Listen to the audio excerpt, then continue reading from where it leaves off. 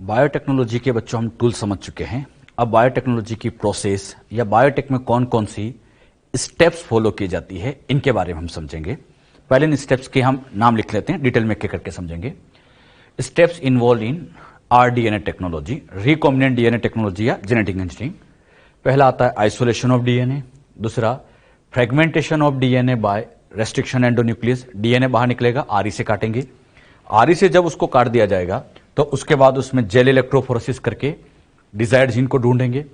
Desired gene के number कम है तो पीसीआर से बढ़ाएंगे। फिर इसको बच्चों हम डिजायर्ड जीन को वेक्टर के साथ जोड़कर रिकॉम्बिनेंट डीएनए बनाएंगे। फिर उस रिकॉम्बिनेंट डीएनए को हम होस्ट सेल के अंदर ट्रांसफर करेंगे। होस्ट सेल के अंदर जब ट्रांसफर करेंगे तो उसमें से ट्रांसफॉर्मेंट विथ रिकॉम्बिनेंट सेल का सिलेक्शन करेंगे। सिलेक्शन करने के बाद हम फॉरेन जीन को ऑब्टेन करेंगे। फॉरेन जीन प्रोडक्ट मतलब प्रोटीन को ऑब्टेन करेंगे और लास्ट में डाउनस्ट्रीम प्रोसेसिंग चलाते हैं। ये बच्चों बायोटेक में कौन कौन सी स्टेप्स फॉलो की जाती है उसके बस मैंने नाम लिखे। अब इन्हीं सारे स्टेप को एक एक करके डिटेल में समझेंगे। क्लियर? ये तो बस मैंने हेडिंग लिखी है, एक एक करके सबको समझते हैं। स्टार्टिंग करते हैं सबसे पहले आइसोलेशन ऑफ डीएनए। बायोटेक जब भी शुरू होती है पहला काम होता है डीएनए का आइसोलेशन। वही यहां से हम स्टार्ट करते हैं, ये नोट कर लो। पहला पार्ट यहां पर आता है और वो है आइसोलेशन ऑफ डीएनए। मान लीजिए बच्चों हम डीएनए आइसोलेशन करने जा रहे हैं बैक्टीरियल सेल से। आपको समझाने के लिए एक टेस्ट ट्यूब के अंदर बैक्टीरियल सेल रखिए। इस बैक्टीरियल सेल के अंदर बाहर की तरफ तो होती है सेल वॉल, इसके अंदर होती है सेल मेम्ब्रेन।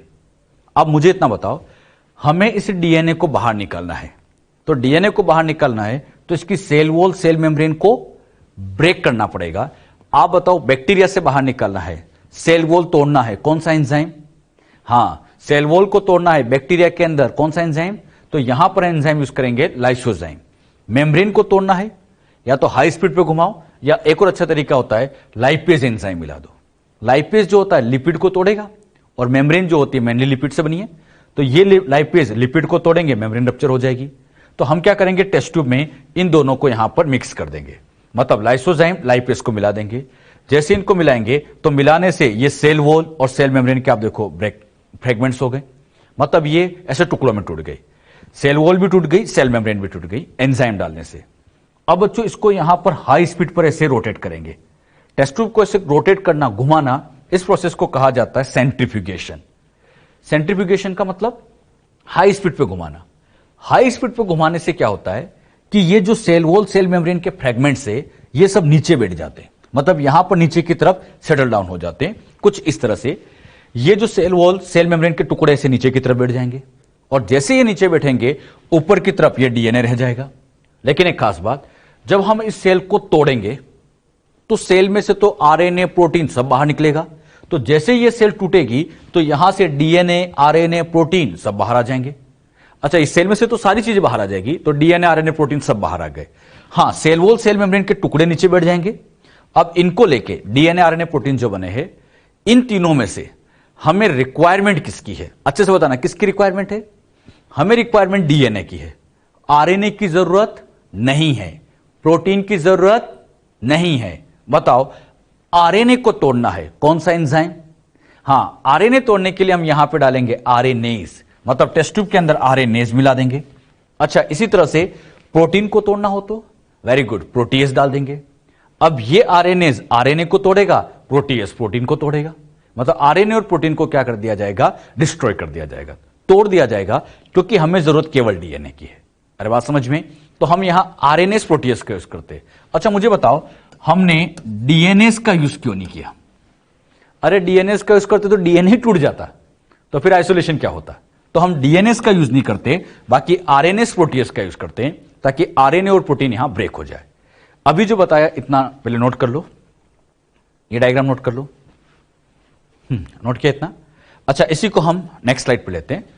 ये बच्चों हमने अभी टेस्ट ट्यूब के अंदर आरएनएस प्रोटीएस डाला। जैसे ही टेस्ट ट्यूब के अंदर इन दोनों को यहां पर मिक्स किया, तो मिक्स करने से यहां पर आरएनएस ने आरएनए को तोड़ा, प्रोटीएस ने प्रोटीन को डिस्ट्रॉय किया। आरएनए ब्रेक हो गया, प्रोटीन ब्रेक हो गया। बताओ क्या बचा? डीएनए, मतलब इस टेस्ट ट्यूब के अंदर डीएनए बचा है। अच्छा, इस टेस्ट ट्यूब में केवल डीएनए होता है, बाकी सब टूट चुके हैं। केवल डीएनए है, लेकिन वो डीएनए आपको दिखाई नहीं देगा। डीएनए को अगर आपको देखना है, मतलब मैं सेल में से डीएनए बाहर निकाल के रख भी दूं, दिखेगा नहीं। आप लोग चाहते हैं कम से कम उसके व्हाइट कलर के थ्रेड्स तो कुछ नजर आए, तो इसके लिए हम टेस्ट ट्यूब में चिल्ड इथेनॉल मिलाते हैं। चिल्ड इथेनॉल मिलाने का फायदा यह होता है फॉर प्रेसिपिटेशन ऑफ डीएनए। यह वेरी इंपॉर्टेंट है, इस पर क्वेश्चन आ चुका है। डीएनए आइसोलेशन में चिल्ड इथेनॉल क्यों मिलाते हैं? डीएनए को प्रेसिपिटेट करने के लिए। मतलब जैसे हम टेस्ट ट्यूब के अंदर ये चिल्ड इथेनॉल डालेंगे, तो चिल्ड इथेनॉल क्या करता है, जो डीएनए के मॉलिक्यूल होते हैं, इन डीएनए के मॉलिक्यूल के साथ ये इथेनॉल के मॉलिक्यूल ऐसे जुड़ते हैं और उसका ऐसे यहां पर प्रेसिपिटेशन कर देते हैं। ये बच्चों डीएनए के थ्रेड ऐसे यहां पर प्रेसिपिटेट हो जाते हैं। पहले आपको दिखाई नहीं दे रहे थे, चिल्ड इथेनॉल डालते ही ये ऐसे थ्रेड्स की फॉर्म में दिखेगा। एग्जैक्टली मैं बताऊं तो कुछ इस तरह से यहां दिखाई देने लग जाता है, ये ऐसे ऐसे नजर आने लग जाता है। अच्छा, यहां से बच्चों अब इसको बाहर निकालना है, भाई इस टेस्ट ट्यूब में से इन थ्रेड्स को बाहर निकालना है। तो इनको बाहर निकालने के लिए हम एक ऐसा ब्रश डालते हैं। जैसे ये ब्रश डालेंगे, इस ब्रश को टेस्ट ट्यूब में डालेंगे और हल्के हाथ से घुमाएंगे। टेस्ट ट्यूब के अंदर ब्रश को मिलाएंगे, हल्के हाथ से ऐसे घुमाएंगे, तो ये जितने भी डीएनए के थ्रेड्स है इसके चारों तरफ ऐसे बाइंड अप हो जाएंगे और इसको फिर ऐसे खींच के बाहर निकालेंगे। मतलब ये डीएनए चारों तरफ ऐसे इसके बाइंड अप रहेगा और इसको ऐसे खींच के बाहर निकालेंगे। जब इसको यहां से बाहर निकालते हैं तो इस प्रोसेस को स्पूलिंग कहा जाता है। प्रोसेस का नाम स्पूलिंग। स्पूलिंग का मतलब टेस्ट ट्यूब में से थ्रेड्स को ऐसे बाहर निकालना, डीएनए थ्रेड्स को बाहर निकालना, ये स्पूलिंग कहलाता है। ये बच्चों एग्जैक्टली कुछ इस तरह से ऐसे इन थ्रेड्स को ऐसे बाहर निकाल रहे, ऐसे यहां से ऐसे बाहर निकाल रहे, ये स्पूलिंग कहलाता है। तो DNA that separate out can be remove by spooling. मतलब यहां से डीएनए को ऐसे सेपरेट करने के लिए हम इन स्पूलिंग टेक्निक का यूज करते हैं। आपके एनसीईआरटी में ये दोनों डायग्राम बना रखे, तो ध्यान रखना, चिल्ड इथेनॉल डालने से ऐसे यहां पर थ्रेड्स बन जाते हैं, प्रेसिपिटेट हो जाता है, और ऐसे बाहर निकालना उसको फिर स्पूलिंग नाम दे देते हैं। क्लियर? तो हमने यहां पर क्या समझा, चिल्ड इथेनॉल मिलाने का पर्पस क्या है, तो क्या बताओगे? हां, ये डीएनए के प्रेसिपिटेशन में काम आता है। अब बच्चों यहां से ये जो डीएनए इस तरह से यहां से हम बाहर निकालेंगे। अब ये डीएनए बाहर आ चुका है, डीएनए आइसोलेट हो गया। अब हमें इस डीएनए को कट करना है। किससे काटे? हां, डीएनए को कट करना एंजाइम आरई। तो अगला पार्ट यही कि इसको हम काटेंगे। अभी हमने पहला काम डीएनए का आइसोलेशन किया। तो बायोटेक की पहली स्टेप आती है आइसोलेशन ऑफ डीएनए। ये बच्चों हमने समझा कि डीएनए को आइसोलेट कैसे किया जाता है। समझ में बच्चों अच्छे से? बहुत आसान है। सेल वॉल तोड़ी, सेल मेम्ब्रेन तोड़ी, आरएनएस प्रोटीनेस डाले, आरएनए डिस्ट्रॉय, प्रोटीन डिस्ट्रॉय, और डीएनए बाहर आ गया। तो बहुत आसान सी प्रोसेस होती है। ये डायग्राम बना लीजिएगा। बना लिया इसको। अब चलते हैं स्टेप नंबर 2 पर। Second step, fragmentation of DNA by restriction endonuclease. ये डीएनए बाहर आ गया। अब इसको हम काटेंगे तो आरई से काटेंगे। जैसे इसके ऊपर आरई डालेंगे, डीएनए के ऐसे फ्रेगमेंट्स बन जाएंगे। अब ये इतने सारे फ्रेगमेंट्स बन गए। इन फ्रेगमेंट्स में से मान लीजिए ये डिजायर्ड जीन है, तो अब हम इसको कैसे पहचाने? मतलब पूरे डीएनए में से डिजायर्ड जीन को कैसे ढूंढे? तो इसका एक तरीका मैंने सिखाया था आपको। रैंडमली हम ढूंढ सकते हैं। उसके लिए हम जेल इलेक्ट्रोफोरेसिस वगैरह का यूज करते हैं। तो जो फ्रेगमेंट बन गए, अब इन फ्रेगमेंट में से अगली स्टेप आती है agarose gel electrophoresis for isolating desired gene. Desired gene को आइसोलेट करते हैं। ये बच्चों यहां से जितने भी फ्रेगमेंट्स थे, इनको उठा के अगेरो जेल में डाल देंगे। और अगेरो जेल में साथ ही साथ मैंने आपको समझाया था कि मार्कर भी डाल देते हैं। मान लीजिए डिजायर्ड जीन की साइज, समझाने के लिए, साइज 15 kb की है। तो जो मार्कर डीएनए में 15 kb के सामने वाला होगा, 15 kb के सामने वाला होगा, यही तो डिजायर्ड जीन होगी। फिर यहां से इसको बच्चों ऐसे कट करेंगे। कट करने के बाद उसको हम मेल्ट करेंगे, डिजायर्ड जीन बाहर आएगी। बताओ, जेल में से डीएनए को ऐसे बाहर निकालना, प्रोसेस का नाम इल्यूशन। प्रोसेस का नाम क्या कहलाता है? तो इल्यूशन कर देते हैं। इल्यूशन से डीएनए बाहर आ जाएगा। अच्छा, कंफर्म करने के लिए इसकी हम सीक्वेंसिंग भी करा सकते हैं। तो हम यहां पर अगेरोस जेल इलेक्ट्रोफोरेसिस से डिजायर्ड जीन को इस तरह से बाहर निकलवा देते हैं। डिजायर्ड जीन बाहर आ चुकी है। अब इसकी नंबर कम है, इसकी नंबर को बढ़ाना है। बताओ क्या करें? नंबर बढ़ाने का सबसे बेस्ट तरीका क्या कर दिया जाए? पीसीआर। तो अगला पार्ट इसमें ये आता है, पीसीआर की जाए। बात समझ में? ये सब बातें मैं आपको पहले क्लियर कर चुका हूं। अगेरो जेल इलेक्ट्रोफोरेसिस क्या होता है, कैसे काम करती है, सब आप जानते हैं अच्छे से। क्लियर? डायग्राम चाहे तो आप बना सकते हो। क्लियर? ये समझाने के लिए। क्लियर हुआ सबको अच्छे से? अच्छा, इस डिजायर्ड जीन की अब नंबर बढ़ानी है। तो अगले स्टेप चलती है fourth, amplification of gene of interest by PCR. PCR करना है। पीसीआर कब करते हैं? In this reaction in vitro synthesis of multiple copies of gene of interest. Desired gene की हम कई सारी कॉपी बढ़ा देते हैं। पीसीआर कैसे करते हैं ये सब कुछ मैं आपको समझा चुका हूं। इसमें हम एक ऐसी मशीन काम में लेते हैं, याद है, पीसीआर मशीन। उस पीसीआर मशीन में डिजायर्ड जीन को डाल देंगे, इसके अंदर जो भी रिक्वायर्ड चीजें हैं, प्राइमर डाल देंगे, एक special enzyme Taq DNA polymerase, याद है कुछ ऐसा, तो टेक डीएनए पॉलीमरेज इसके अंदर डालेंगे। वो थर्मोस्टेबल एंजाइम था। इसके ट्यूब को बंद करेंगे, पीसीआर मशीन में लगाएंगे, 3 स्टेप फॉलो करेंगे। कौन कौन सी? Denaturation, annealing, extension. तो यहां पे बच्चों वही इसकी 3 स्टेप आ जाएगी। डीनेचुरेशन 94 पर, दोनों स्ट्रैंड अलग। एनिलिंग में प्राइमर जुड़ गए, ये यहां पर जो अटैच है ये बच्चों यहां पर कहलाएंगे प्राइमर। प्राइमर अटैच किए जाते हैं 54 डिग्री पर, एनिलिंग कहलाते हैं। और फिर ऐसे लंबी चेन बनती जाती है, इसको हम कह देते हैं एक्सटेंशन, जो कि 72 डिग्री पे होगा टेक डीएनए पॉलीमरेज से। तो बताओ डिजायर्ड जीन की 1 से कितनी नंबर हो गई? 2। फिर एक बार और साइकिल रिपीट करो, फिर से रिपीट करो, तो इसकी नंबर 4, 4 से 8। तो हम डिजायर्ड जीन की ऐसे मल्टीपल कॉपीज बना लेते हैं। लेकिन यह काम सेल के बाहर होता है, सेल के अंदर नहीं। पीसीआर हमेशा सेल के बाहर होता है, यह इन विट्रो प्रोसेस होती है, इन विट्रो ये काम किया जाता है। अब एक बात ये हमेशा याद रखना, पीसीआर ऑप्शनल होता है। ऑप्शनल से क्या मतलब? अगर मेरे पास डिजायर्ड जीन की नंबर पहले से ही ज्यादा है तो फिर पीसीआर करने की जरूरत नहीं है। हां, नंबर कम है तो उसके नंबर को एम्पलीफाई करने के लिए फिर हम पीसीआर करते हैं। तो ध्यान रखना, बायोटेक के अंदर पीसीआर हो भी सकता है, नहीं हो सकता, दोनों बातें। जो बात यहां समझे, क्लियर हुई? अच्छा, डिजायर्ड जीन की नंबर भी बढ़ चुकी है। अब इस डिजायर्ड जीन को वेक्टर के साथ जोड़ना है। तो अगला पार्ट यही आता है, डिजायर्ड जीन की नंबर बढ़ा दी, अब इसको हम वेक्टर के साथ जोड़ेंगे। Ligation of desired gene into vector, vector के अंदर हम जोड़ेंगे and 10 form recombinant DNA. Recombinant DNA का फॉर्मेशन करते हैं। इसको बच्चों आप ऐसे समझिएगा, ये डिजायर्ड जीन को लाने के लिए मान लीजिए हमने इको R1 RE से काटा था, तो यहां पर जो वेक्टर लिया गया, इस वेक्टर को किस RE से काटे? सेम या डिफरेंट? हां, कट बाय सेम RE। अच्छा, सेम RE से क्यों काटते हैं? ताकि यहां पर जो स्टिकी एंड बनेंगे वो एक दूसरे के कॉम्प्लीमेंट्री बनेंगे, ताकि इनको ज्वाइन करना आसान हो जाएगा। अच्छा, जैसे इको R1 डालेगा यहां कट लगाएगा, क्योंकि यहां साइट है, यहां कट लगाते ये कट लगा, कट लगाने के बाद अब इनको चिपकाना है, और ये एंड एक दूसरे के कैसे हैं? कॉम्प्लीमेंट्री है। अब इनको चिपकाना है एंजाइम, वेरी गुड, लाइगेज। तो लाइगेज एंजाइम से इन दोनों को ज्वाइन कर देंगे, और जैसे ज्वाइन करेंगे अब ये डिजायर्ड जीन आके यहां जुड़ गई, और इस डीएनए को कहेंगे रिकॉम्बिनेंट डीएनए। तो इस तरह से यहां पर रिकॉम्बिनेंट डीएनए का फॉर्मेशन करते हैं। तो डिजायर्ड जीन को वेक्टर के साथ जोड़कर रिकॉम्बिनेंट डीएनए बना लेते हैं। अब मुझे बताओ, ये ज्वाइन करने वाला एंजाइम लाइगेज था, रिकॉम्बिनेंट डीएनए बन गया।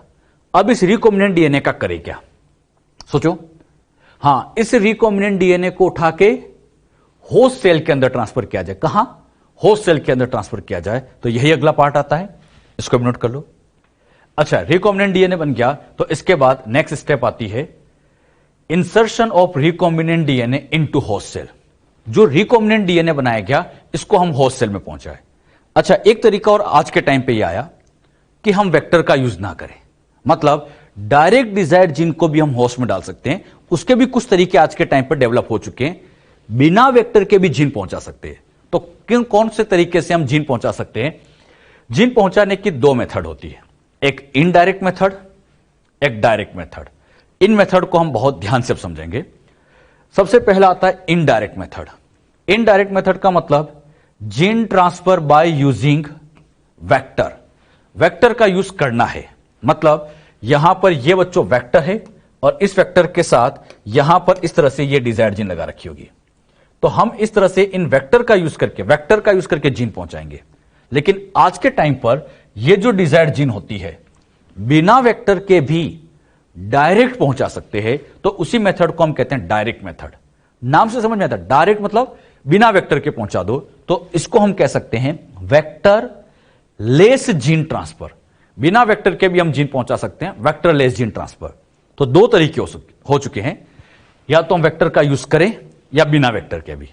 अच्छा, इनडायरेक्ट तरीके में वेक्टर का यूज करके हम जीन पहुंचाते हैं, तो ये अलग अलग तरीके हैं। बैक्टीरिया में कैसे पहुंचाते हैं, प्लांट में कैसे पहुंचाते हैं, एनिमल में कैसे ट्रांसफर करते हैं, ये सारी बातें हम एक एक करके समझेंगे।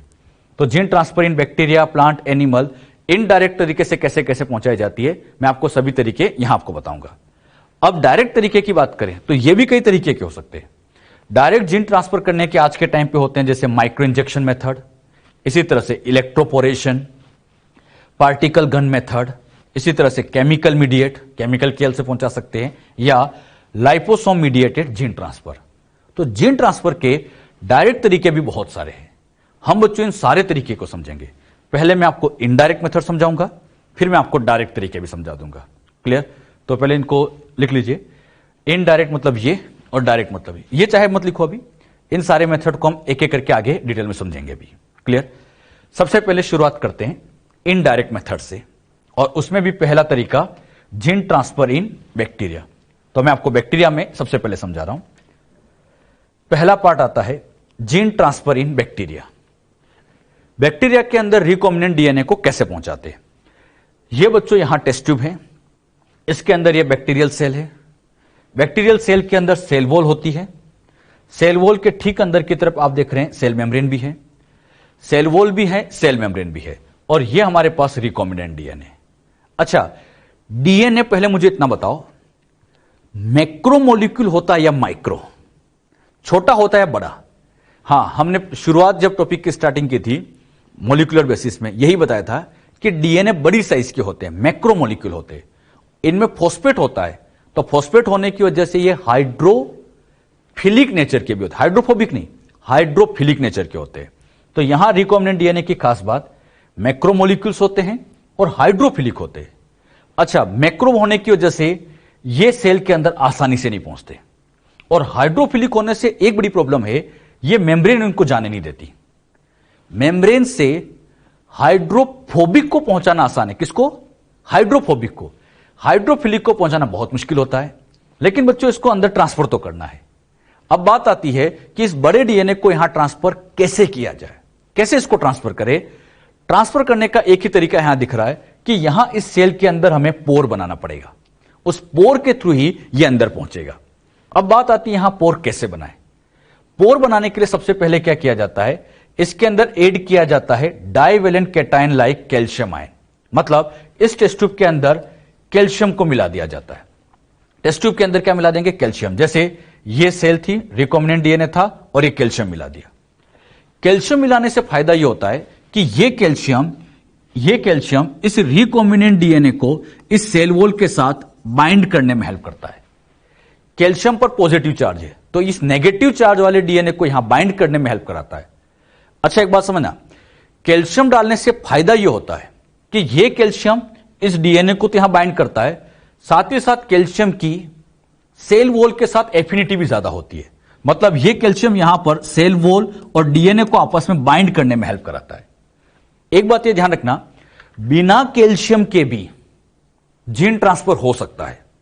बिना कैल्शियम के भी जीन ट्रांसफर हो सकता है, लेकिन सक्सेस रेट बहुत कम होती है।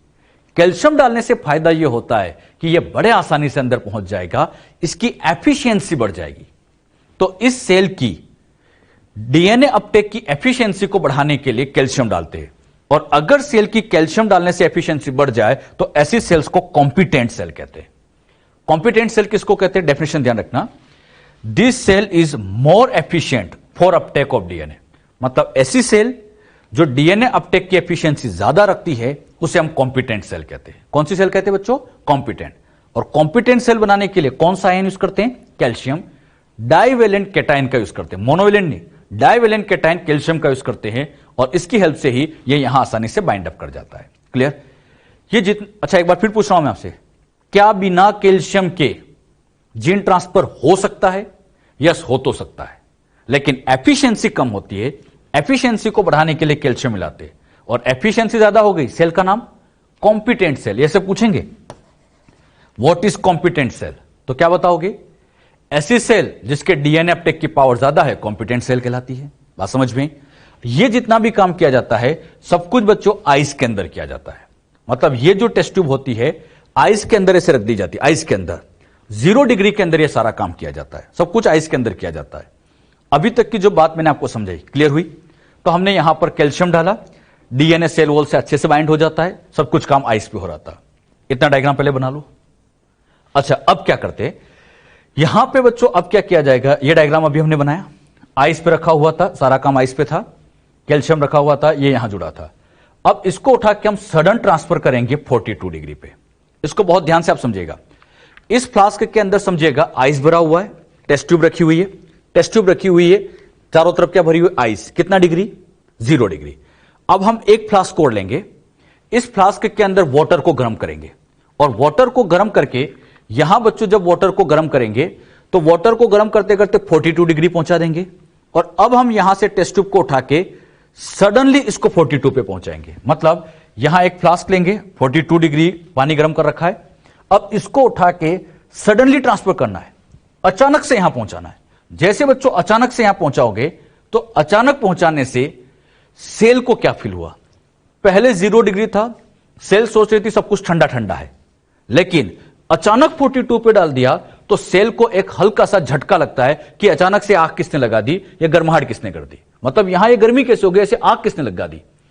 अब बच्चों सेल को अचानक झटका लगा, तो इस झटके लगने की वजह से ही, इस झटके की वजह से ही इस सेल वॉल के अंदर यहां ऐसे पोर बन जाते हैं।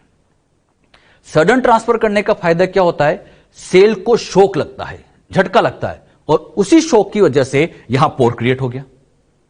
शॉक की वजह से क्या बन गया बच्चों, पोर। तो यह सडन ट्रांसफर करने का फायदा होता है। अगर आप इस टेस्ट ट्यूब को धीरे धीरे ट्रांसफर करोगे, मतलब 0 डिग्री, फिर 5 डिग्री, फिर 10 डिग्री, धीरे धीरे ट्रांसफर करते, तो सेल अपने आप को एडजस्ट कर लेती। लेकिन सडन ट्रांसफर करने से फायदा यह हुआ कि सेल को एक झटका लगा, शॉक लगा, और उसी की वजह से पोर बन गया। अच्छा, पोर बनने से फायदा क्या है कि यह डीएनए यहां ट्रांसफर करेगा। एक बात यह ध्यान रखना, जब इसको 42 डिग्री पर रखते हैं तो जस्ट फॉर 2 मिनट, इसको बच्चों यहां पर केवल 2 मिनट के रखना है। बिल्कुल वॉच में देखते रहो कि यह 2 मिनट ही होना चाहिए।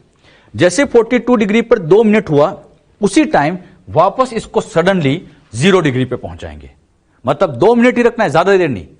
ज्यादा देर रखने पर क्या होता है कि इन पोर से बहुत ज्यादा साइटोप्लाज्म लीक हो सकता है, सेल की भी डेथ हो सकती है। तो बस 2 मिनट के लिए इसको शॉक देना है, क्योंकि ज्यादा शॉक देने पर यह परमानेंट शॉक में चली जाएगी, मतलब सेल की ही डेथ हो जाएगी। हम इसको केवल 2 मिनट के लिए रखेंगे, ओनली फॉर 2 मिनट। क्लियर। अब बच्चों इसको फिर से क्या करेंगे, आइस पे रखेंगे, मतलब यहां पे आइस भरी हुई है, फिर इस टेस्ट ट्यूब को उठा के यहां डाल देंगे। अच्छा, ये डीएनए अंदर पहुंच चुका है, देख रहे हैं आप। आइस में डालने से क्या होता है कि ये जो पोर बने हैं, ये जो गैप बनी है, इस गैप को वापस रीफिल किया जाए। और इस गैप को वापस भरना भी पड़ेगा, तो इसीलिए वापस 0 डिग्री पर रखते हैं ताकि ये गैप वापस फिल हो जाए। मतलब यहां पर आप देखोगे ये गैप फिल हो गई। तो इस गैप को फिल करने के लिए हम इसको वापस कहां रखते हैं, 0 डिग्री सेंटीग्रेड। तो हमने किया क्या, 0 से 42 पे रखा और 42 से वापस 0 पे कर दिया। 0 से 42 क्यों किया, सेल को हमने टेम्परेचर देके एक शॉक लगाया ताकि ऐसे पोर क्रिएट हो जाए। अब ये जो प्रोसेस मैंने आपको समझाई, इस प्रोसेस को एग्जैक्ट कहा जाता है हीट शॉक ट्रीटमेंट। हीट मतलब टेम्परेचर, तो टेम्परेचर लगा के सेल को शॉक देने वाला ट्रीटमेंट हीट शॉक ट्रीटमेंट। और इसी हीट शॉक ट्रीटमेंट की वजह से ही यहां पे बच्चों ये डीएनए फाइनली इस बैक्टीरियल सेल के अंदर ट्रांसफर हो जाता है। कैसे ये प्रोसेस हुई समझ में आया बच्चों, क्या क्या बताया मैंने आपको। सबसे पहले टेस्ट ट्यूब में कैल्शियम आयन डालो। कैल्शियम क्यों डालते हैं, एफिशिएंसी बढ़ाने के लिए। सेल का नाम कॉम्पिटेंट सेल। सारा काम आइस पे हुआ, सडनली 42 पे रखा, पोर बने, फिर सडनली 0 पे रख दिया ताकि ये पोर वापस सील हो जाए। अरे बात समझ में। और ये जो डीएनए आप देख रहे हो आप अंदर की तरफ इंटर हो चुका है। क्लियर। ये डायग्राम बच्चों अब आप बना भी लीजिएगा। ये सारी बातें अपनी एनसीईआरटी में लिखी है, लेकिन एनसीईआरटी ने क्या कर रखा है, इसको एक पैराग्राफ की फॉर्म में लिखा है। मैंने आपको डायग्राम से समझाया। डायग्राम बना के समझोगे तो बहुत आसानी से समझ में आ जाएगा, लगेगा ये बहुत ही इंटरेस्टिंग एक्सपेरिमेंट चल रहा है। क्लियर। तो आप इसको नोट कर लीजिएगा। अब बच्चों हम ये समझेंगे प्लांट के अंदर जीन ट्रांसफर कैसे किया जाता है। प्लांट में जीन ट्रांसफर कैसे किया जाता है। प्लांट में जीन ट्रांसफर करने के लिए हमारे पास बैक्टीरिया का यूज किया जाता है। इसमें जो बैक्टीरिया यूज किया जाता है उसमें एक है एगेरोबैक्टीरियम ट्यूमिफेसियंस। इस एगेरोबैक्टीरियम ट्यूमिफेसियंस के अंदर एक प्लाज्मिड होता है जो बच्चों जीन ट्रांसफर करने में हेल्प करता है। इसी तरह से एक दूसरा बैक्टीरिया और काम में लिया जाता है एगेरोबैक्टीरियम राइजोजीन। दो तरह के बैक्टीरिया काम में लिए जाते हैं, एग्रोबैक्टीरियम ट्यूमिफेसियंस, एग्रोबैक्टीरियम राइजोजिन। इन बैक्टीरिया की क्या खास बात है? एग्रोबैक्टीरियम ट्यूमिफेसियंस की खास बात ये होती है कि इस बैक्टीरिया में एक टीआई प्लाज्मिड होता है। टीआई का मतलब होता है ट्यूमर इंड्यूसिंग प्लाज्मिड। ये नाम हमने पहले भी लिखा था, टीआई प्लाज्मिड। अब बच्चों इसके बारे में हम डिटेल में और यहां आप समझेंगे। अभी इस बैक्टीरिया के अंदर टीआई प्लाज्मिड होता है। अब ये जो ट्यूमर इंड्यूसिंग प्लाज्मिड होता है, जैसे बच्चों आप इसको ऐसे समझो, ये बैक्टीरियल सेल है, इस सेल के अंदर ये मेन डीएनए, और मेन डीएनए के अलावा ये बच्चों यहां पर बैठा होता है ऐसे ये टीआई प्लाज्मिड। ये टीआई प्लाज्मिड है इस बैक्टीरिया के अंदर, एग्रोबैक्टीरियम ट्यूमिफेसियंस के अंदर। अब ये टीआई प्लाज्मिड करता क्या है? Ti plasmid causes crown gall disease in dicot plant. ये प्लांट के अंदर क्राउन गोल डिजीज करता है। क्राउन गोल डिजीज में होता क्या है? इस डिजीज के अंदर प्लांट के अंदर एक तरह से ट्यूमर बन जाती है। मतलब ऐसे समझिए, जैसे ये प्लांट है, इस प्लांट की ये कोई सेल है। अब ये सेल यहां पर क्या करती है? अनकंट्रोल्ड डिवाइड करती जाती है। ऐसे अनकंट्रोल्ड डिवीजन होता जाता है, और अनकंट्रोल्ड डिवीजन होने की वजह से यहां पर एक ट्यूमर बन जाता है। और ये जो ट्यूमर बना, इसी ट्यूमर को एग्जैक्ट कहा जाता है crown gall disease. Crown gall disease में क्या हो जाता है? ट्यूमर हो जाता है। ये एक तरह का प्लांट कैंसर ही आप कह सकते हो। कैंसर में ही होता है अनकंट्रोल से डिवीजन। सेम बात यहां पर भी है। यहां पर भी सेल अनकंट्रोल डिवाइड करती जाती है, और इसी अनकंट्रोल डिवीजन की वजह से यहां पर ट्यूमर बनता है। उसी को क्राउन गोल डिजीज नाम दी जाती है। क्लियर? अच्छा, ये होता है एग्रोबैक्टीरियम ट्यूमिफेसियंस के टीआई प्लाज्मिड के कारण। एग्रोबैक्टीरियम राइजोजिन की बात करें तो इसके अंदर आरआई प्लाज्मिड होता है। जैसे ये सेल है, ये मेन डीएनए, ये प्लाज्मिड, और ये प्लाज्मिड होता है आरआई प्लाज्मिड। आरआई का फुल फॉर्म होता है रूट इंड्यूसिंग प्लाज्मिड। ये रूट इंड्यूसिंग प्लाज्मिड प्लांट के अंदर हैरी रूट डिजीज कॉज करता है। हैरी रूट डिजीज के अंदर ये क्या करता है? यहां पर बहुत ज्यादा एक्सेस में ऐसे यहां हेयर का डेवलपमेंट कर देता है, बहुत एक्सेस में। तो इसको कहा जाता है हैरी रूट डिजीज। बात समझ में? तो ये हैरी रूट डिजीज कॉज करने का काम करता है। दोनों की मैकेनिज्म एक जैसी होती है। हम यहां बच्चों इसको समझेंगे एग्रोबैक्टीरियम ट्यूमिफेसियंस। ये हमारे लिए ज्यादा इंपॉर्टेंट होता है। अपने एनसीईआरटी में इसी का नाम भी लिखा है, टीआई प्लाज्मिड के बारे में। तो हम इसी को ही और अच्छे से डिटेल में यहां पर पढ़ेंगे। क्लियर? तो यहां हम इसको ज्यादा अच्छे समझेंगे। हां, बात ध्यान रखना, इसमें भी सेम मैकेनिज्म होती है। यह जरूर याद रखो, आरआई प्लाज्मिड कहां है? तो एग्रोबैक्टीरियम राइजोजिन के अंदर होता है। और टीआई प्लाज्मिड की बात करें तो यह एग्रोबैक्टीरियम ट्यूमिफेसियंस के अंदर मिलता है। क्लियर? अब बात आती है ये कैसे क्राउन गोल डिजीज करता होगा, कैसे क्राउन गोल डिजीज होती होगी। इसको मैं एक हल्का सा यहां पर आप लोगों को डिटेल में समझाता हूं। एक्चुअली में होता क्या है, जैसे बच्चों प्लांट के अंदर ये बच्चों मान लीजिए प्लांट है, ये प्लांट सोइल में ग्रो कर रहा है। इसी सोइल के अंदर यहां पर ये बैक्टीरिया मिलता है एग्रोबैक्टीरियम ट्यूमिफेसियंस। एग्रोबैक्टीरियम ट्यूमिफेसियंस कहां मिलते हैं बच्चों? सोइल में। अब प्लांट में जहां पर भी, जैसे मान लीजिए ये प्लांट है, तो इस प्लांट के अंदर जहां पर भी ऐसे कहीं पर वुंड हो जाती है, वुंड मतलब कट लग जा, कुछ भी हो गया, डैमेज हो गया, तो इस डैमेज वाली जगह पर होता क्या है कि ये बैक्टीरिया यहां पे पहुंचते हैं। इस डैमेज वाली जगह पर बैक्टीरिया यहां रिलीज हो जाते हैं, मतलब बैक्टीरिया यहां पर पहुंच जाते हैं। अच्छा, डैमेज वाली जगह से एक केमिकल रिलीज होता है एसिटोसिरिंगोन। डाइकोट प्लांट में जहां पर ये कट लगता है वहां से एक केमिकल रिलीज होता है एसिटोसिरिंगोन। ये नाम अभी मैं आपको थोड़ी देर बाद दिखाऊंगा। एसिटोसिरिंगोन केमिकल क्या करता है? इन बैक्टीरिया को यहां पर मूव कराता है। और जब ये बैक्टीरिया यहां पर मूव कर जाते हैं तो मूव होने के बाद यहां की जो सेल्स होती है, इन सेल्स को अनकंट्रोल डिवाइड करती रहती है। और जब ये अनकंट्रोल डिवीजन होता जाता है तो इसी से बच्चों इस जगह पर ट्यूमर हो जाता है। ट्यूमर में एग्जैक्टली क्या होता है? प्लांट में कट लगा, वहां से एसिटोसिरिंगोन केमिकल रिलीज हुआ, उसी ने बैक्टीरिया को अट्रैक्ट किया, और उसी की वजह से यहां पर ये ट्यूमर कोस हो जाता है। क्लियर? इस ट्यूमर को एग्जैक्टली कैसे किया गया होगा? ट्यूमर बस ये ध्यान रखना, अनकंट्रोल सेल डिवीजन होता जाता है। कैसे होता है यह मैकेनिज्म और डिटेल में मैं आपको समझाता हूं। होता क्या है पहले इतना नोट कर लीजिए। हो गया कंप्लीट?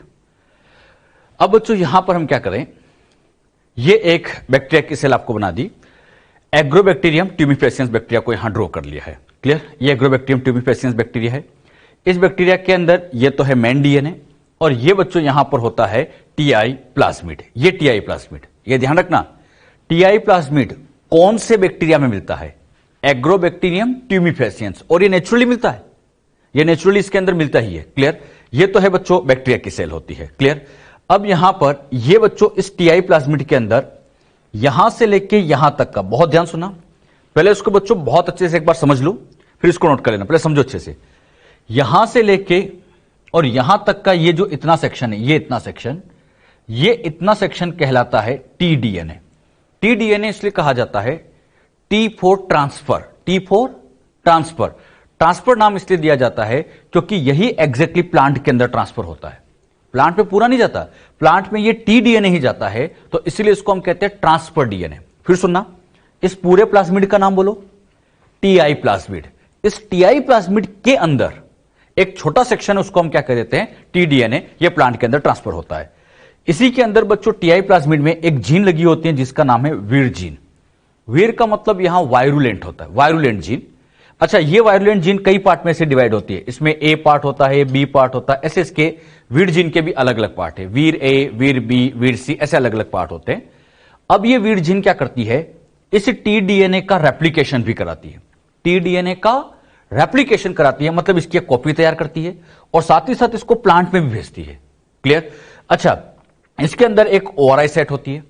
ओआरआई साइट से तो ये पूरा डीएनए रेप्लिकेट करता है, बात सुनना, ओआरआई साइट से तो पूरा डीएनए रेप्लिकेट कर जाता है, लेकिन वीर जीन की वजह से ये केवल टीडीएनए ही रेप्लिकेट करता है, केवल और केवल टीडीएनए रेप्लिकेट करता है और वो बच्चों फिर प्लांट में ट्रांसफर भी हो जाता है। क्लियर? ये जो मैंने इतना बताया एक बार फिर ध्यान समझना। इस पूरे प्लाज्मिड का नाम बोलो, टीआई प्लाज्मिड।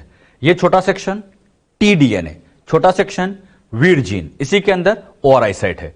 अब इस टीडीएनए के अंदर आप ध्यान से देखो तो एक जीन लगी हुई है जो टीआई जीन कहलाती है। टीआई मतलब ट्यूमर इंड्यूसिंग जीन। ये बच्चों ट्यूमर इंड्यूसिंग जीन होती है, मतलब यही जीन एग्जैक्टली ट्यूमर कॉज करती है। क्लियर? ये तो है बच्चों बैक्टीरिया की सेल। अब यहां पर ये जो मैंने ड्रॉ की है, ये है डाइकोट प्लांट की सेल, डाइकोट प्लांट की सेल। अब होता क्या है, मान लीजिए बच्चों ये कोई डाइकोट प्लांट है, ये एक डाइकोट प्लांट था। अब इस डाइकोट प्लांट में कहीं पर ऐसे ट्यूमर हो जाता है, मतलब कहीं पर ऐसे कट लग जाता है, तो इस कट वाली जगह से एसिटोसिरिंगोन केमिकल रिलीज होता है। वही एसिटोसिरिंगोन केमिकल इस वीर जीन का एक्सप्रेशन कराता है। प्लांट के अंदर एसिटोसिरिंगोन रिलीज हुआ, उसने इस वीर जीन का क्या करा दिया, वीर जीन का क्या करा दिया, एक्सप्रेशन, मतलब इसके प्रोडक्ट बनाए, प्रोटीन्स बनाए।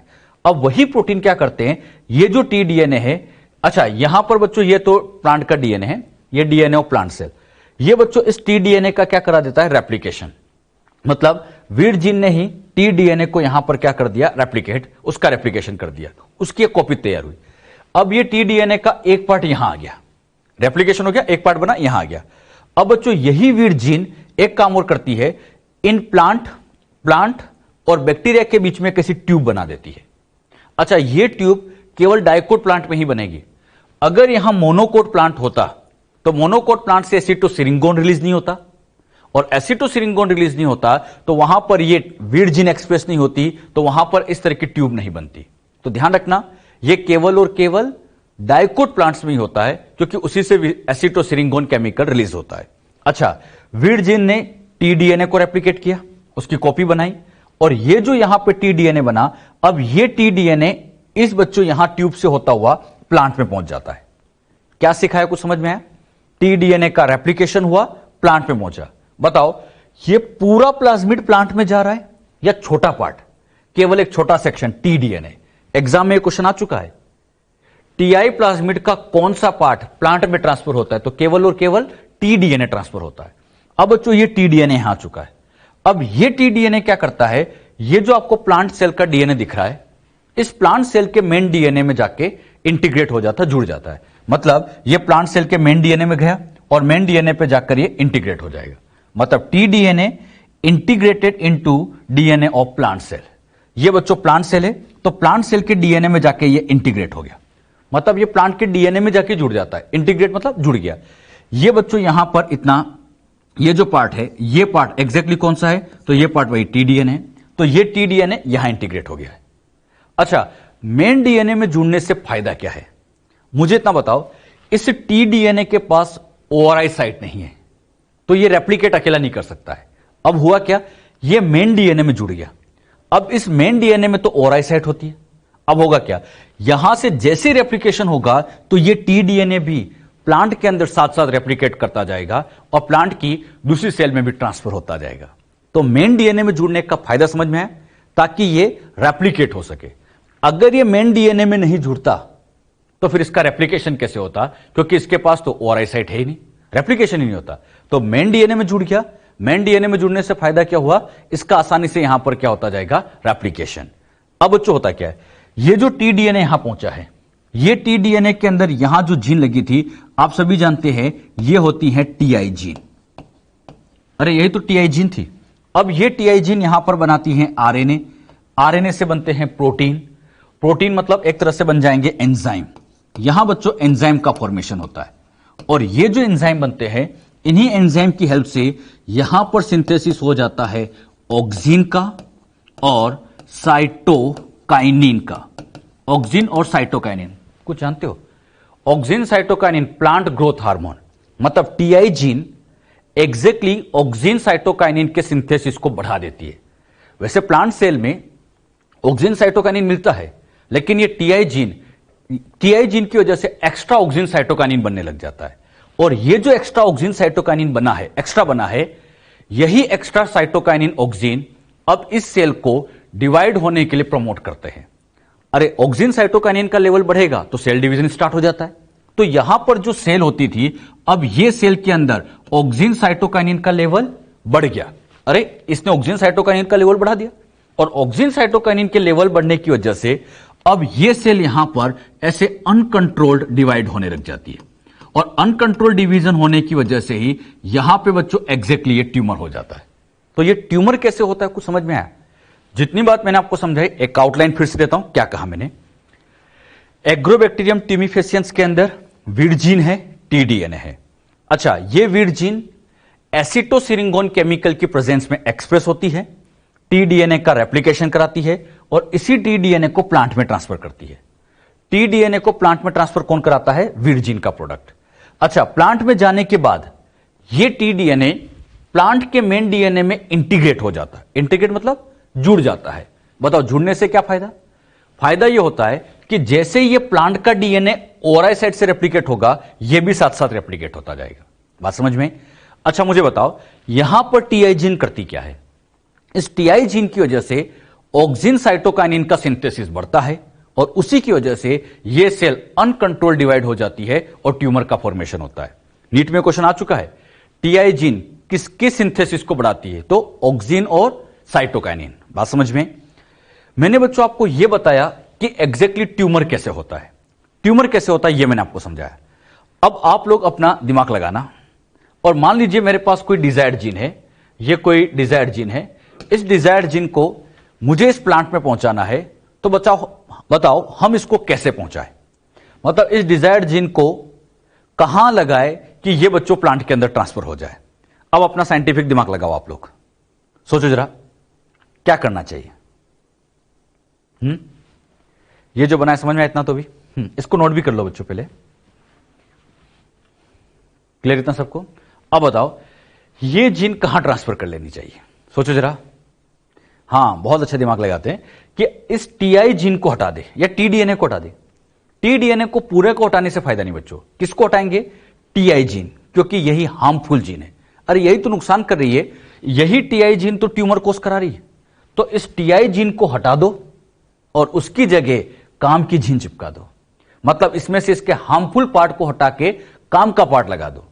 हार्मफुल पार्ट को वेक्टर से हटाना, इसे हम कहते हैं डिसआर्म्ड।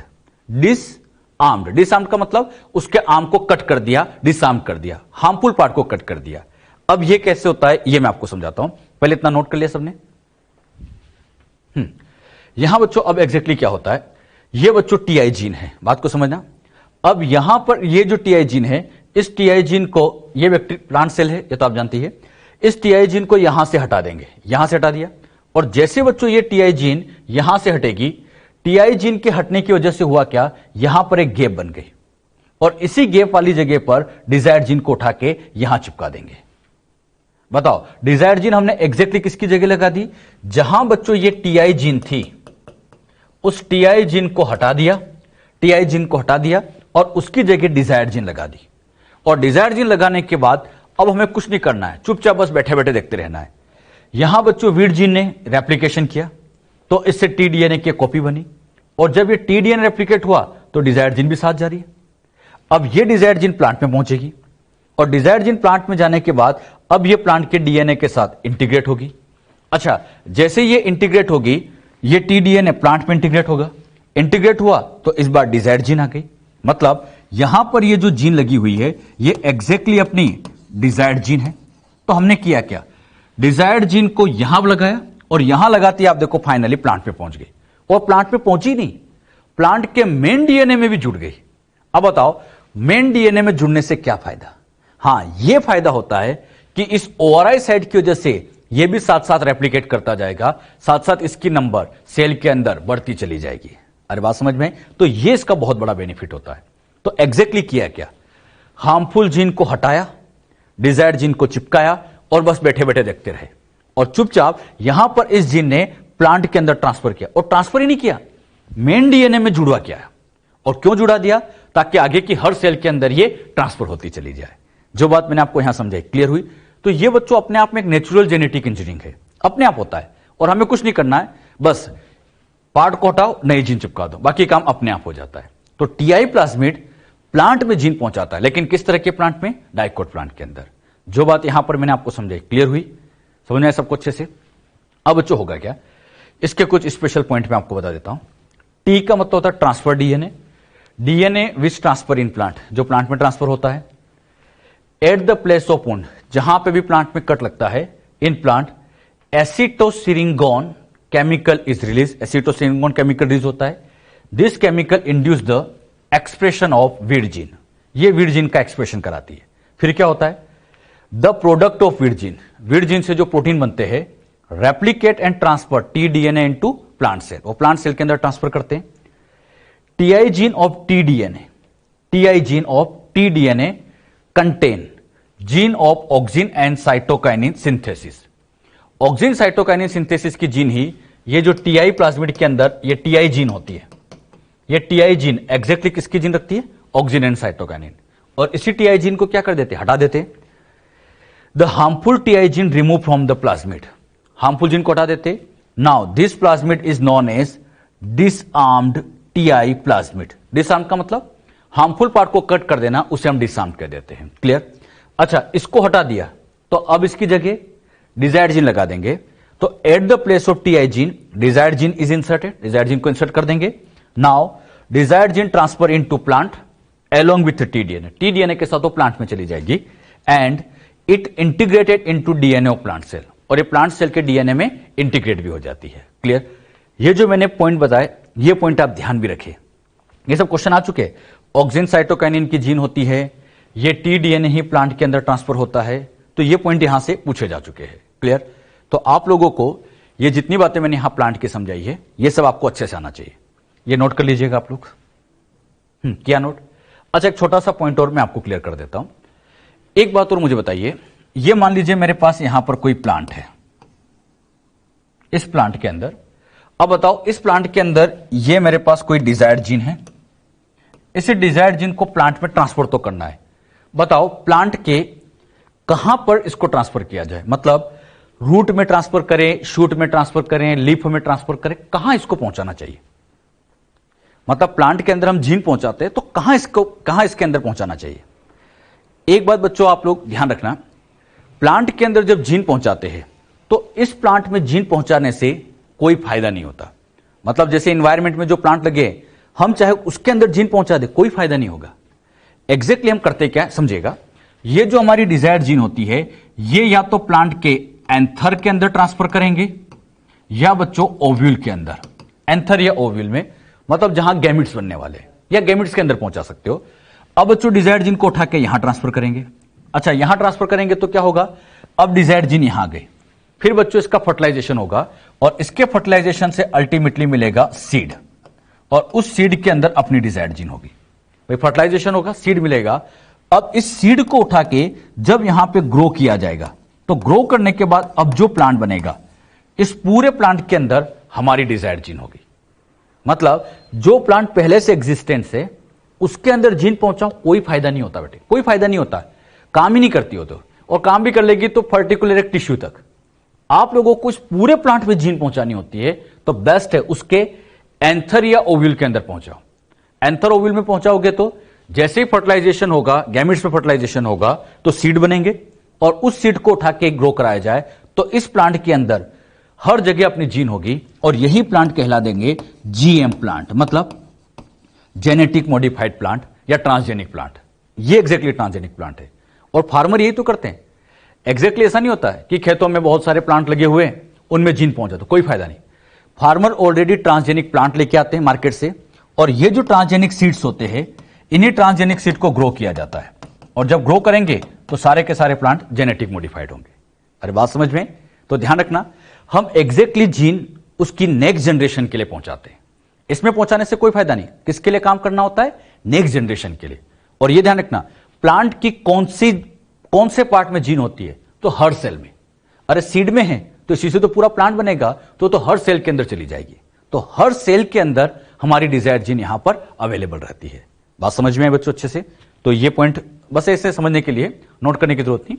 बस हाँ, ये पूछे प्लांट के अंदर कहां जीन है तो आप कहोगे हर सेल के अंदर प्रेजेंट होती है। क्लियर? हम बच्चों जीन ट्रांसफर समझ रहे थे। जीन ट्रांसफर का अगला तरीका हम समझ रहे हैं एनिमल सेल में। तो gene transfer in animal cell. Animal cell में मान लीजिए ये कोई एनिमल है, माइस की हम बात करें, इसके अंदर हमें इस डिजायर्ड जीन को पहुंचाना है। ये डिजायर्ड जीन है, ये हमें पहुंचानी है। अब मुझे बताइए एनिमल के अंदर इस डिजायर्ड जीन को कहां पहुंचाए, किसकी बॉडी के हर सेल में चली जाए, मतलब इस जीन को उठा के कहां डाला जाए इसके अंदर, किसकी बॉडी की हर सेल में चली जाए। हाँ, अगर हम इसके अंदर जीन पहुंचाते हैं तो इसमें जीन पहुंचाने से कोई फायदा नहीं। मान लीजिए बच्चों इसमें हम जीन ट्रांसफर कर भी दें, यहां पर मान लीजिए हमने जीन ट्रांसफर कर दी, तो जीन ट्रांसफर कर दी तो यहां पे ट्रांसफर की है तो बस ये इस एरिया में यहां तक ही रहेगी, मतलब ये इसकी पूरी बॉडी में नहीं जा सकती। जैसे समझो मान लीजिए अपने स्किन के अंदर हमने मान लीजिए जीन पहुंचाई तो ऐसा नहीं कि वो पूरी बॉडी में चली जाएगी, स्किन के सेल में एक लिमिटेड सेल में ही रहेगी, पूरी बॉडी में ट्रांसफर हो ही नहीं सकती। यानी यहां एनिमल में अब जीन ट्रांसफर करने से डायरेक्टली यहां कोई फायदा नहीं होगा, मतलब पर्सन के अंदर आप जीन पहुंचाओ ऐसा कोई फायदा नहीं होगा। मेन फायदा फिर कब होता है? मेन फायदा तब होगा जब यहां पर सबसे पहले इसमें इन विट्रो फर्टिलाइजेशन किया जाए, मतलब ये इन विट्रो फर्टिलाइजेशन किया जाए, अर्ली एम्ब्रियोनिक स्टेज बनाई जाए। और ये जो अर्ली एम्ब्रियोनिक स्टेज होती है, अर्ली एम्ब्रियोनिक स्टेज मतलब सेल अभी जैसे 2 सेल है, 4 सेल है, 8 सेल है, अर्ली स्टेज है, और उन्हीं अर्ली स्टेज के अंदर अब यहां पर ये जीन उठा के ट्रांसफर करो। और ट्रांसफर करने के लिए एनिमल में जीन पहुंचाना है तो वेक्टर रेट्रोवायरस का यूज करेंगे। तो रेट्रोवायरस की हेल्प से एनिमल के अंदर ये जीन यहां पहुंचा दी। अच्छा, एनिमल में भी कहां पहुंचे? उसकी एम्ब्रियोनिक स्टेज में पहुंचाए। अगर हम डायरेक्ट एनिमल में पहुंचाते कोई फायदा नहीं होता। कहां पहुंचाएंगे? एम्ब्रियोनिक स्टेज में। अच्छा, जाइगोटिक सेल में या अर्ली एम्ब्रियोनिक स्टेज में आप पहुंचा दो। अब ये जो अर्ली एम्ब्रियोनिक स्टेज की सेल थी इसको उठा के ये जीन यहां पहुंचा दी। अब इसको उठा के यहां पर इसको पहुंचा देंगे हम मदर के अंदर ट्रांसफर कर देंगे, मतलब इसको इंप्लांट कर दिया जाएगा मदर से के अंदर। तो मदर के अंदर इसको इंप्लांट कर देंगे। इंप्लांट करने के बाद अब बच्चों जो नेक्स्ट प्रोजेनी बनेगी, नेक्स्ट प्रोजेनी जो बनेगी, उस नेक्स्ट प्रोजेनी की आप देखोगे हर सेल के अंदर ये डिजायर्ड जीन पहुंचती जाएगी। मतलब इसके अंदर जितनी भी सेल्स होगी हर सेल्स के अंदर वो डिजायर्ड जीन आपको, हर सेल में ऐसी डिजायर्ड जीन आपको दिखेगी। बात समझ में? एक बात मुझे बताओ, अगर हम जीन को डायरेक्टली एनिमल में पहुंचाते कोई फायदा नहीं होता। तो कैसे पहुंचाया गया? एम्ब्रियोनिक स्टेज की सेल ली गई, उसके अंदर जीन को पहुंचाया, फिर उसको मदर में ट्रांसफर किया और उससे जो प्रोजेनी बनेगी उस प्रोजेनी के अंदर हर सेल के अंदर अपनी डिजायर्ड जीन होगी और ये यहां पे प्रॉपर फंक्शन, प्रॉपर वर्क कर रही होगी। बात समझ में? तो कब ट्रांसफर करना है? अर्ली एम्ब्रियोनिक स्टेज के अंदर ट्रांसफर करना है। और वेक्टर कौन सा काम में लेते हैं? रेट्रोवायरस। कुछ बात समझ में है बच्चों अच्छे से? तो इसको चाहे तो आप नोट कर लीजिए। क्लियर? अब यहां पे ध्यान दीजिएगा, एनिमल के अंदर जब जीन ट्रांसफर करते हैं तो उसका खास point, in animals gene transfer is completely successful. कब सक्सेसफुल होगा? When it is transfer in either zygotic और अर्ली एम्ब्रियोनिक स्टेज, या तो जाइगोटिक स्टेज या अर्ली एम्ब्रियोनिक स्टेज में ट्रांसफर की जाए। ट्रांसफर करने की मेनली 2 मेथड है। उसमें पहला आता है डायरेक्ट मेथड, जिसमें आता है माइक्रो इंजेक्शन, और दूसरा आता है डिसआर्म्ड रेट्रोवायरस। अच्छा, मैंने डिसआर्म्ड वर्ड क्यों लिखा होगा? हाँ, उस रेट्रोवायरस की हार्मफुल जीन को हटाएंगे, डिजायर्ड जीन को वहां लगा देंगे। वही टीआई प्लाज्मिड जैसी इसकी कहानी चलती है, सेम वही कहानी चलती है। बात समझ में? तो ध्यान रखना, डिसआर्म्ड रेट्रोवायरस का यूज करेंगे। अगर हम डायरेक्ट ट्रांसफर करते हैं यानी वेक्टर का यूज नहीं करते तो माइक्रो इंजेक्शन लगाएंगे, और इनडायरेक्ट तरीके से हम रिट्रोवायरस की हेल्प से जीन पहुंचा सकते हैं। अभी जो जीन ट्रांसफर के मैं आप लोगों को इनडायरेक्ट मेथड समझा रहा था जिसमें हम वेक्टर यूज कर रहे थे, अब बच्चों मैं इसमें डायरेक्ट मेथड भी आपको यहां समझा देता हूं कि कौन कौन सी डायरेक्ट मेथड होती है। तो अगला पार्ट जो हम लेने जा रहे हैं वो है डायरेक्ट मेथड। डायरेक्ट मेथड का मतलब होता है जिसमें वेक्टर का यूज नहीं करना है। आज के टाइम पर भी ऐसी टेक्निक्स आ चुकी है जिसमें हम बिना वेक्टर के भी जीन पहुंचा सकते हैं। लेकिन एक बात ये ध्यान रखना, अगर आपके पास वेक्टर है तो पहली चॉइस हमेशा वेक्टर की हेल्प से ही पहुंचाना चाहिए, क्योंकि इन डायरेक्ट तरीके से जीन तो पहुंच जाती है लेकिन इनमें सक्सेस रेट रिलेटिवली कम होती है। ऐसा नहीं कि नहीं होती, होती है, लेकिन रिलेटिवली इनमें सक्सेस रेट कम होती है। तो डायरेक्ट जीन ट्रांसफर हम समझने वाले हैं। डायरेक्ट का मतलब वेक्टरलेस जीन ट्रांसफर, बिना वेक्टर के। इनमें सबसे पहला तरीका आता है माइक्रो इंजेक्शन। नाम से समझ में आ रहा है, माइक्रो इंजेक्शन मतलब हम सेल को यहां पर कोई ना कोई इंजेक्शन लगाने वाले। नाम से समझ में आ रहा है, माइक्रो इंजेक्शन मतलब सेल को क्या कर रहे हैं, इंजेक्शन लगा रहे हैं, तो इसी को हम नाम दे दिया जाता है माइक्रो इंजेक्शन। इसको बच्चों ऐसे समझिएगा। अच्छा, ये जो मेथड होती है एनिमल सेल के लिए बेस्ट है, एनिमल के लिए बेस्ट होती है, बट इट में ऑल्सो यूज फॉर प्लांट। लेकिन आप इसे प्लांट के लिए भी यूज कर सकते हैं। हां, बेस्ट किसके लिए है तो क्या बताओगे, एनिमल के लिए बेस्ट होती है। इस मेथड में करते क्या है, ये बच्चों होस्ट सेल है, इसका ये डीएनए है। अब बच्चों इस होस्ट सेल को सबसे पहले क्या करते हैं, सेल को ऐसे वैक्यूम की हेल्प से इसको होल्ड कर दिया जाता है। वैक्यूम की हेल्प से इसको क्या कर देंगे, होल्ड कर देंगे। जैसे वैक्यूम में इसको ऐसे पकड़ के रखेंगे। अब यहां पर ऐसे ये माइक्रो इंजेक्शन लेते हैं, सिरिंज टाइप का। इस माइक्रो इंजेक्शन के अंदर डिजायर्ड जीन को रख देंगे और इस डिजायर्ड जीन को इस तरह से ट्रांसफर करेंगे कि ये इसके डायरेक्ट सेल के न्यूक्लियस में जाए। मतलब ये जो सेल का न्यूक्लियस है, इस न्यूक्लियस के अंदर ही ट्रांसफर करे। इस तरह से इंजेक्शन लगाना है कि सेल के भी डायरेक्ट न्यूक्लियस में जाए। ये जो एक्सपर्ट आदमी होंगे वही इस तरह का इंजेक्शन लगा सकते हैं। यह बड़ा मुश्किल काम होता है। हां, यहां बच्चों इसको इस तरह से ट्रांसफर करेंगे कि डायरेक्ट न्यूक्लियस के अंदर पहुंची, ये डिजायर्ड जीन पहुंची। अच्छा, केवल पहुंचने से काम नहीं चलेगा, क्योंकि ये यहां आप रेप्लिकेट नहीं कर सकती। तो इस तरह से इसको साथ में ट्रांसफर किया जाएगा कि ये इसके मेन डीएनए में जाके ऐसे इंटीग्रेटेड भी हो जाए। मतलब ये मेन डीएनए के साथ ऐसे इंटीग्रेट हो जाए। अच्छा, मेन डीएनए से इंटीग्रेट होने का फायदा क्या है, ताकि ये जैसे रेप्लिकेट करे साथ साथ ये भी यहां पर रेप्लिकेट करता जाए। अगर मेन डीएनए में नहीं जुड़ेगा तो फिर इसका रेप्लिकेशन नहीं हो पाएगा। तो कैसे ये मेथड काम करती है समझ में आया बच्चों अच्छे से। हम यहां पर सेल के अंदर इंजेक्शन लगाते हैं और इंजेक्शन लगाते नाम दे दिया माइक्रो इंजेक्शन, और ऐसे ट्रांसफर करना है कि डायरेक्ट उसके न्यूक्लियस में जाए। और केवल जाने से काम नहीं होगा, मेन डीएनए में जुड़ना भी बहुत जरूरी है। हम डिजायर्ड जीन की एक नहीं कई कॉपी डालते हैं, इनमें से कुछ तो जुड़ी जाएगी। बात समझ में? मुझे बताओ यहां हमने कौन सा वेक्टर यूज किया, कोई नहीं। और वेक्टर का यूज नहीं किया इसलिए इसको नाम दिया गया डायरेक्ट मेथड। बिना वेक्टर के हम डायरेक्टली जीन पहुंचा रहे हैं, तो डायरेक्ट मेथड है। ये जो मेथड माइक्रो इंजेक्शन है इंपॉर्टेंट है, आपके एनसीईआरटी में लिखिए तो इस पर स्टार लगा लेना। और ये अच्छे से याद रखना, एनिमल के लिए बेस्ट है। हां, प्लांट में भी यूज कर सकते हैं, लेकिन दिक्कत क्या है, प्लांट के अंदर बच्चों आप सभी जानते हैं ये प्लांट सेल है। इस प्लांट सेल के अंदर की तरफ ये बच्चों यहां पर होती है सेल मेम्ब्रेन। अब प्लांट के अंदर जब इंजेक्शन लगाते हैं तो ये बाहर की तरफ सेल वॉल जो होती है रिजिड होती है, और सेल वॉल होगी तो ये प्रॉपर इंजेक्शन नहीं लग पाता। तो इसीलिए प्लांट के अंदर क्या करना होता है, सबसे पहले इसकी इस सेल वॉल को यहां से हटा दिया जाएगा। सेल वॉल को क्या कर देंगे, हटा देंगे, और सेल वॉल हटाने के बाद ट्रांसफर करेंगे। अरे बात समझ में? यानी प्लांट में भी ये काम में लिया जा सकता है, लेकिन पहले सेल की सेल वॉल हटानी पड़ेगी और उसके बाद यहां पर इसको इंजेक्शन के थ्रू ट्रांसफर कर सकते हैं। बात समझ में? अच्छा, सेल वॉल को अगर हटा दिया जाए तो जो बची हुई सेल होती है उसको कहते हैं प्रोटोप्लास्ट। प्रोटोप्लास्ट का मतलब सेल वॉल को हटाने के बाद रिमेनिंग सेल प्रोटोप्लास्ट, और उस प्रोटोप्लास्ट के अंदर यहां पर ट्रांसफर करेंगे। तो प्लांट के अंदर ट्रांसफर तो कर सकते हैं, लेकिन किस फॉर्म में ट्रांसफर करेंगे, प्रोटोप्लास्ट की फॉर्म में। क्लियर? ये जो बात समझे, क्लियर हुई सबको अच्छे से? ये तो है माइक्रो इंजेक्शन, ये नोट कर लीजिए आप लोग। चाहे तो डायग्राम भी बना लो। अगला इसी में पार्ट आता है सेकंड, इलेक्ट्रोपोरेशन। नाम से समझ में आ रहा है, पोरेशन का मतलब होता है पोर, इलेक्ट्रोफोरेसिस नहीं, गड़बड़ नहीं करना। इलेक्ट्रोपोरेशन, पोरेशन अलग है। पोरेशन में हम क्या करते हैं, सेल के अंदर पोर्स बना देते हैं, लेकिन पोर बनाने के लिए हम इलेक्ट्रिक फील्ड का यूज करते हैं, तो टेक्निक का नाम बन गया इलेक्ट्रोपोरेशन।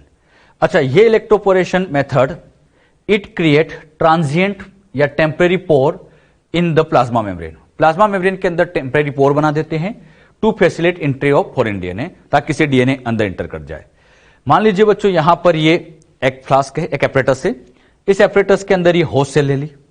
अच्छा, यहां पर अब क्या करेंगे, इसके अंदर यहां पर ऐसे पॉजिटिव और ये नेगेटिव इलेक्ट्रोड लगा देंगे। मतलब इलेक्ट्रोड लगा दिया, इलेक्ट्रिक फील्ड ट्रांसफर कर दिया, एक पॉजिटिव इलेक्ट्रोड लगा दिया, नेगेटिव इलेक्ट्रोड लगा दिया। यहां पे बच्चों ये डिजायर्ड जीन को रख दिया। अब हम क्या कर, अच्छा डिजायर्ड जीन की एक नहीं कई कॉपी रखेंगे। अब यहां पर क्या करेंगे, इसको शॉक लगाएंगे।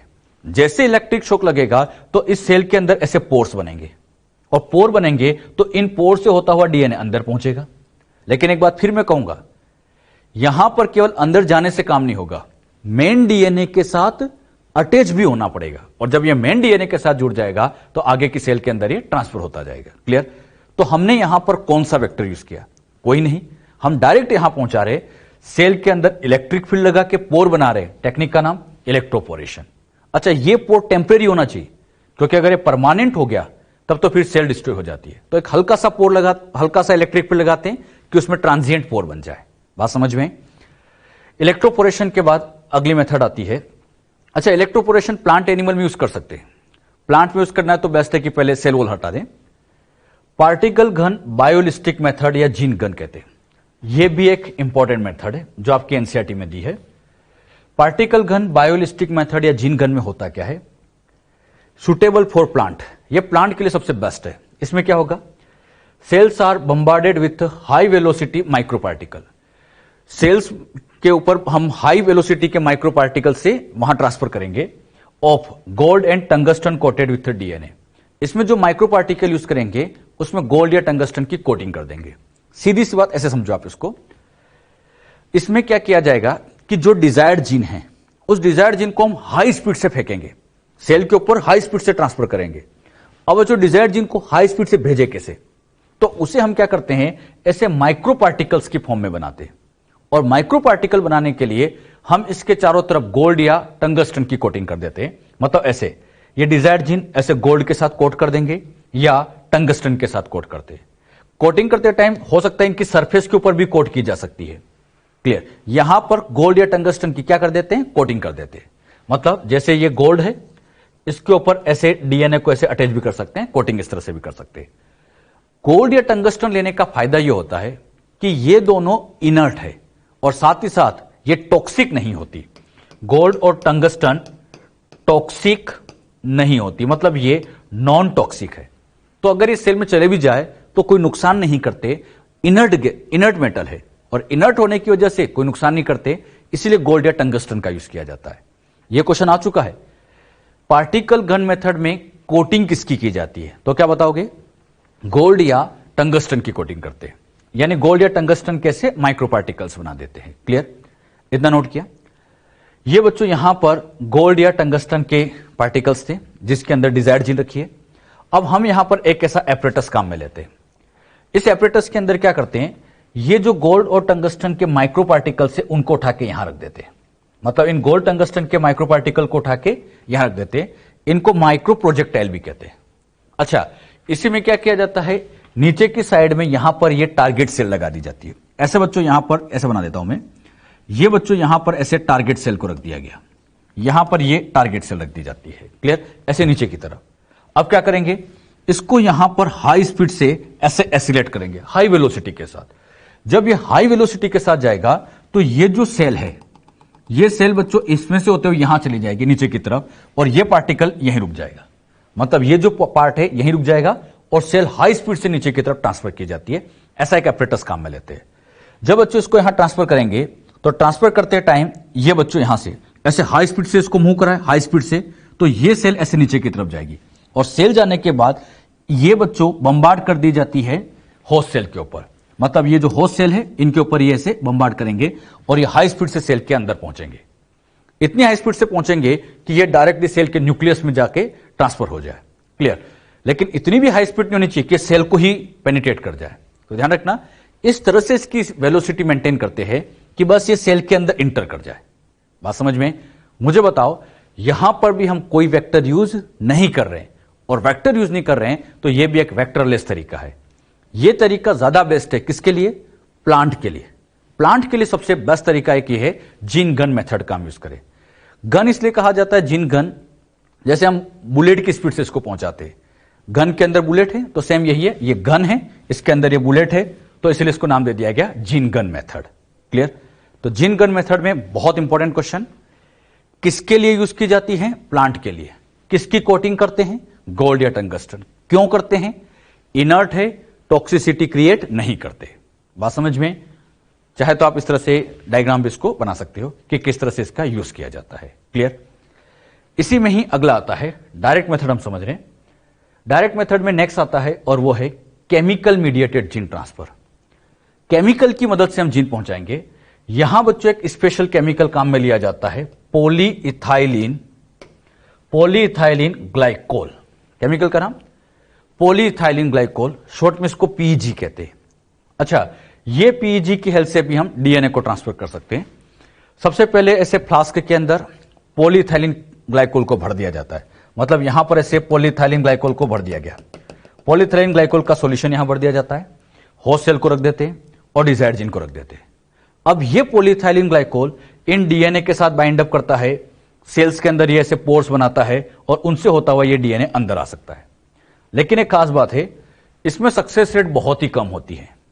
अगर हम पॉलीइथाइलिन ग्लाइकोल को डायरेक्टली यूज करते हैं, सक्सेस रेट बहुत कम होती है और इसके एग्जैक्ट मैकेनिज्म क्या होते हैं प्रॉपर क्लियर भी नहीं है कि कैसे ये जीन पहुंचा देता होगा। क्लियर? बस इतना ध्यान रखो, केमिकल से भी हम जीन पहुंचा सकते हैं। अगर आपसे उस केमिकल का नाम पूछे तो यह नाम ध्यान रखना, पॉलीइथाइलिन ग्लाइकोल, शॉर्ट में इसको पीईजी के नाम से लिखते हैं। पीईजी का सॉल्यूशन लेंगे, डिजायर्ड जीन को रखेंगे, इससे भी जीन पहुंचा सकते हैं। क्लियर? पॉलीइथाइलिन ग्लाइकोल का यूज तब ज्यादा अच्छे से किया जा सकता है जब हम यहां पर लाइपोसोम की मदद से जीन पहुंचाएं। बात आती है लाइपोसोम है क्या? इस मेथड के अंदर डीएनए को इनक्लोज किया जाता है विथ लिपिड बैग। लिपिड के बैग के अंदर इसको इनक्लोज कर दिया जाता है डीएनए को। This lipid bags fuse with protoplast. Protoplast मतलब जिसके अंदर सेल वॉल नहीं है, उसके साथ इसको फ्यूज करते हैं। ऐसे समझिएगा, ये डिजायर्ड जीन है, इसको हमें इस सेल के अंदर पहुंचाना, होस्ट सेल। होस्ट सेल की खास बात यह होती है कि इसमें सेल मेम्ब्रेन होना चाहिए, सेल वॉल नहीं। इसके अंदर सेल वॉल नहीं होनी चाहिए, सेल वॉल नहीं होनी चाहिए, केवल सेल मेम्ब्रेन। जैसे हम एनिमल की सेल ले सकते हैं या प्लांट यूज कर रहे हैं तो पहले सेल वॉल को हटा दिया जाएगा। अब क्या करेंगे, इसको उठा के सबसे पहले ऐसे बच्चों लिपिड के बैग में पैक कर देते हैं। यहां बाहर की तरफ ये बच्चों ऐसे लिपिड की बाई लेयर होगी और ये जो लिपिड का बैग आपको दिख रहा है, लिपिड के इसी बैग को नाम दे दिया जाता है लाइपोसोम। लाइपोसोम क्या है? लिपिड का बैग। और इस लिपिड के बैग के अंदर ये डिजायर्ड जीन को रख दिया। अब इसको उठा के, अच्छा मुझे बताओ, यहां पर बाहर लिपिड की लेयर है, मतलब एक तरह से मेम्ब्रेन ही है, और यहां पर भी सेल मेम्ब्रेन है, मेम्ब्रेन भी लिपिड की बनी है। इधर भी लिपिड है, इधर भी लिपिड है, दोनों तरफ मेम्ब्रेन है। मेम्ब्रेन या लिपिड की एक बहुत अच्छी प्रॉपर्टी आप जानते हैं, ये क्वासी फ्लूइड नेचर के होते हैं, ये लेटरल मूवमेंट शो करते हैं। कुछ पढ़ा है आप लोगों ने कि लिपिड लेटरली ऐसे मूव करते रहते हैं, लेटरल मूवमेंट शो करते हैं। तो यहां पर ये लाइपोसोम के मॉलिक्यूल सबसे पहले मेम्ब्रेन से टच होते हैं। अब इसके फॉस्फोलिपिड के मॉलिक्यूल मूव करते करते इसमें जाएंगे और इसके फॉस्फोलिपिड के मॉलिक्यूल इसमें आएंगे। दोनों के फॉस्फोलिपिड के मॉलिक्यूल ऐसे यहां मूव करने लग जाते हैं और जब फॉस्फोलिपिड ऐसे मूव करते हैं तो ये दोनों ही आपस में फ्यूज हो जाती है। मतलब ये जो लाइपोसोम है सेल मेम्ब्रेन के साथ ऐसे फ्यूज हो जाता है और फ्यूज होने के बाद ये डिजायर्ड जीन अंदर पहुंच जाता है। और फिर कहूंगा केवल अंदर जाने से काम नहीं चलेगा, मेन डीएनए के साथ जुड़ेगा तभी सक्सेस मिलेगी। अच्छा, ये जो डायरेक्ट तरीके हैं, कोई वेक्टर काम में नहीं ले रहे, डिजायर्ड जीन को उठा रहे हैं, डायरेक्ट पहुंचा रहे। इन डायरेक्ट मेथड में दिक्कत यह आती है कि इनमें सक्सेस रेट वेक्टर के कंपैरिजन में रिलेटिवली कम होती है। तो ऐसा कहा जाता है वेक्टर है तो पहले हम वेक्टर का ही यूज करें। क्लियर? ये जो लाइपोसोम है ये किसके लिए बेस्ट होगा? जिनमें भी सेल मेम्ब्रेन है, मतलब एनिमल्स के लिए ज्यादा बढ़िया है। प्लांट में भी यूज तो कर सकते हैं। बताओ, प्लांट में यूज करना है तो क्या करें? तो पहले बच्चों इसकी सेल वॉल को हटाएंगे, सेल वॉल को हटाएंगे, फिर इसके साथ जो रिमेनिंग सेल होगी उसको प्रोटोप्लास्ट कहेंगे और प्रोटोप्लास्ट के साथ फ्यूज करा दिया जाएगा। बात समझ में? मैंने आप लोगों को डायरेक्ट मेथड टोटल 5 बताई है। कौन कौन सी? फटाफट रिवाइज करते हैं। हमने बच्चों इसमें सबसे पहले सीखा माइक्रो इंजेक्शन, उसके बाद इलेक्ट्रोपोरेशन, जीन गन, केमिकल और लाइपोसोम, ऐसे 5 बताए। इन 5 में से 2 सबसे इंपॉर्टेंट है, एक तो माइक्रो इंजेक्शन और एक जीन गन। ये 2 आपकी एनसीईआरटी में लिखे हैं, तो इन 2 को तो अच्छे से याद रखना। अच्छा, एक बात और ध्यान रखना, यहां हम इन 2 मेम्ब्रेन को क्या कर रहे हैं, फ्यूज कर रहे हैं। तो इनको फ्यूज करते टाइम यहां पर पीईजी का यूज कर सकते हो। पीईजी मतलब पॉलीइथाइलिन ग्लाइकोल। ये पॉलीइथाइलिन ग्लाइकोल का यूज करने से फ्यूजन आसानी से होता है। अगर कभी भी 2 मेम्ब्रेन को फ्यूज करना है, सबसे बढ़िया केमिकल पॉलीइथाइलिन ग्लाइकोल। तो कभी ऐसे क्वेश्चन आए 2 मेम्ब्रेन फ्यूज करानी है, विच केमिकल इज यूटिलाइज, तो हम क्या लिख सकते हैं, पीईजी का हम यहां पर यूज कर सकते हैं। क्लियर। टोटल 5 मेथड, मैं फिर कहूंगा 2 इंपॉर्टेंट, माइक्रो इंजेक्शन और जीन गन। इन 2 को आप अच्छे से ध्यान रखें। तो कैसे बच्चों जीन पहुंचाते हैं, ये मैंने आपको सारे तरीके बता दिए।